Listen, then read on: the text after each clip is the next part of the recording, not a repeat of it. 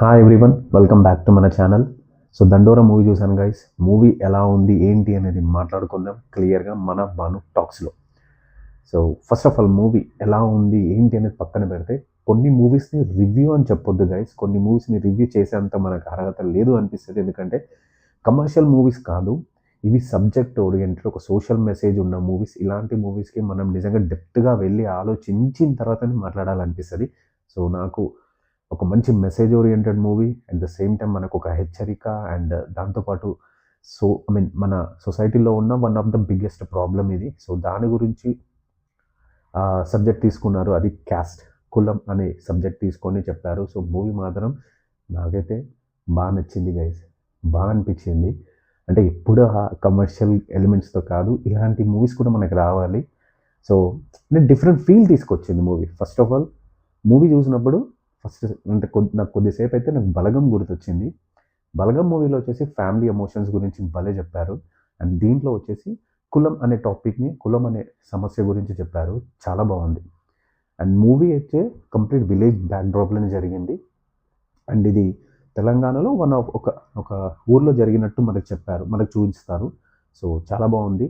And మన మన యాస కానీ అది కానీ సూపర్ అనిపించింది నాకైతే. అంటే ఆల్మోస్ట్ అందరూ బాగానే మాట్లాడారు, బాగానే ఉంది. సో బాగా అనిపించింది. అండ్ చావుతో మొదలవుతుంది కులం అనేది.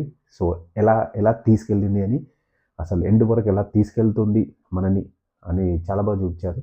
స్పెషల్లీ నాకు దీనిలో మన మణికంఠ గారు అసలు నిజంగానే ఒక మంచి సెన్సిటివ్ సబ్జెక్ట్ని చాలా తెలివిగా హ్యాండిల్ చేశారు. అట్ ద సేమ్ టైం మనకి మరీ ల్యాగ్ లేదు, అలా అని చెప్పి బోరింగ్ లేదు. బట్ ఎమోషనల్స్ని మంచిగా ట్రావెల్ చేస్తూ తీసుకెళ్ళిపోయి కూర్చోబెట్టారు, మంచి ఎంగేజింగ్ చేశారు. నాకు అది బాగా అనిపించింది.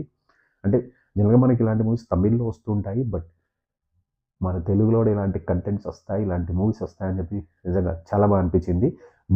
మనకి తమిళ్లో కంప్లీట్గా మనం ఎమోషనల్ వెళ్తుంటాం, బట్ మన తెలుగులో ఈ మూవీ వచ్చేసి కొంచెం ఎంటర్టైన్మెంట్తో పాటు మనకి మెసేజ్ అనేది సూపర్ అనిపించింది. నిజంగా మణికంఠ గారు చాలా బాగా చేశారు.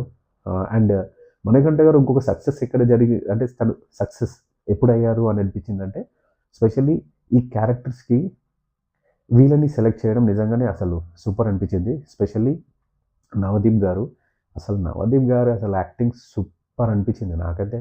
ఇచ్చి పడేసిండు, తిత్తడి పోషముగుడి అన్నట్టు ఇచ్చి పడేసిండు అసలు.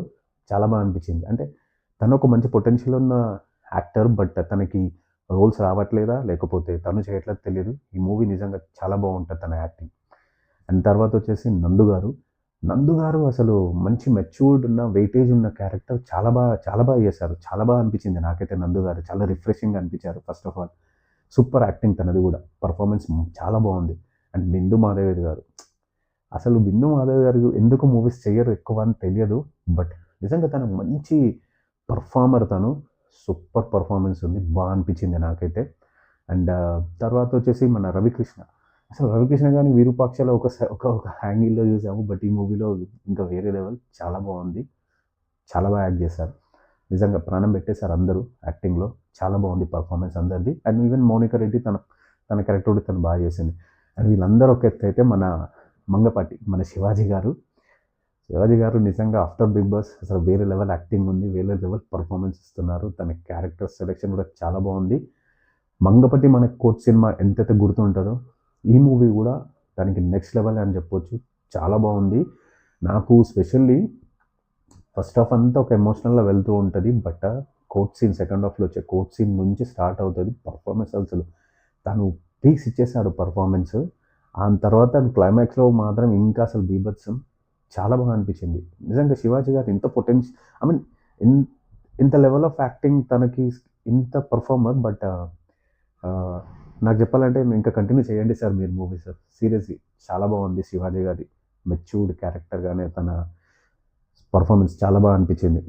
ఓవరాల్గా అయితే మూవీ వచ్చేసి చాలా బాగుంది. అండ్ స్పెషల్లీ మ్యూజిక్, మార్కే రాబిన్ గారు అసలు సూపర్ ఇచ్చారు.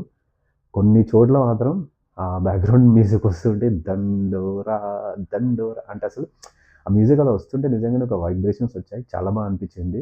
అంటే మూవీ వచ్చేసి ఎంటర్టైన్మెంట్, అంటే ఎమోషనల్ మెసేజ్తో పాటు ఎంటర్టైన్మెంట్‌ని కూడా కొంచెం యాడ్ చేశారు. సో దానివల్ల నాకైతే ఎక్కడ లాగ్ అనిపించలేదు, బోర్ అనిపించలేదు. చాలా బాగా తీసుకెళ్ళిపోయాడు. మనం స్టోరీలో కనెక్ట్ అయితే అలా వెళ్ళిపోతాం. అలా ఉంది. చాలా బాగుంది. చాలా బాగా అనిపించింది నాకైతే. సో ఇలాంటి మూవీస్ రావాలి జనరల్‌గా మన తెలుగులో గూడా. మంచి ఇలాంటి మెసేజ్ ఉన్న మూవీస్ రావాలని అనుకుంటున్నాను. అండ్ ఓవరాల్‌గా అయితే మూవీ నిజంగా గైస్ చూడకపోతే చూడండి. డెఫినిట్‌గా మీకు గూడా నచ్చుతది. డెఫినిట్‌గా ఇలాంటి మూవీస్ చూడాలి గూడా మనం గూడా. సో సొసైటీలో ఏం జరుగుతుంది అనేది కూడా తెలుసుకోవాలి. సో అది గైస్ మన 'దండోర' గురించి. సో మళ్ళీ ఇంకో రివ్యూతో మళ్ళీ వస్తాను. Till the time this is Bhanu signing off. By by.